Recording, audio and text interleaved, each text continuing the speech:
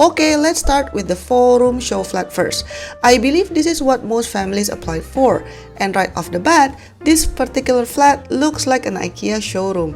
I mean, the carpet, coffee table, and the TV console looks very familiar. This unit has an open concept, so from the living room, you can go straight to the dining room and kitchen where they hacked the kitchen wall. And I like that the cabinetry is up to the ceiling so you maximize the space. And at the back, they have a service yard for laundry and also to hang your clothes. Back to the kitchen, there's the bomb shelter. And yet another cabinet maximizing every nook and corner of the flat. I'm not really a fan for pink and green, but these colors really do look warm. Okay, now let's go to the first common bedroom.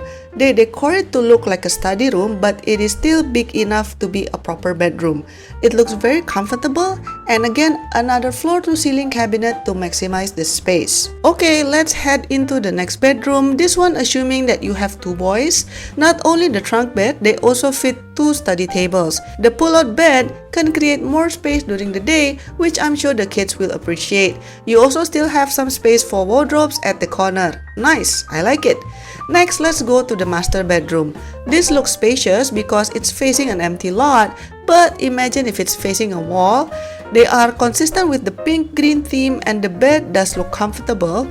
You can still fit a queen-size bed with 2 bedside tables and a big wardrobe at the other end. Here's the master bathroom, and the newer HDB usually already conceal the pipes for you, so it looks more modern. And here's the common bathroom. Also looks modern but just a bit smaller. The shower looks like a bit too close to the toilet though.